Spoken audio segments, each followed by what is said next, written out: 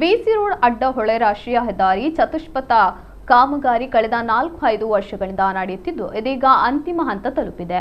ಆದರೆ ಕಾಮಗಾರಿ ಪೂರ್ಣಗೊಳ್ಳುವ ಹಂತದಲ್ಲಿದ್ದರೂ ಸಾರ್ವಜನಿಕರು ಹಲವು ಸಮಸ್ಯೆಗಳನ್ನು ಎದುರಿಸುತ್ತಿದ್ದಾರೆ.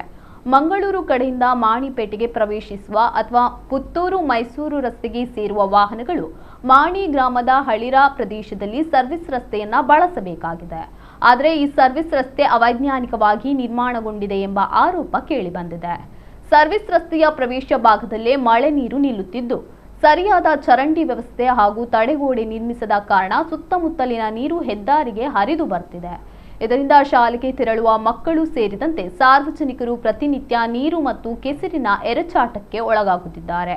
ಇದೇ ವೇಳೆ ಸರ್ವಿಸ್ ರಸ್ತೆ ಪ್ರವೇಶ ಭಾಗಗಳಲ್ಲಿ ವೇಗ ನಿಯಂತ್ರಣಕ್ಕಾಗಿ ಹಂಪ್ಸ್ಗಳನ್ನು ನಿರ್ಮಿಸಿರುವುದರಿಂದ ವಾಹನಗಳು ಹೆಚ್ಚಿನ ವೇಗದಲ್ಲೇ ಪ್ರವೇಶಿಸುತ್ತಿವೆ.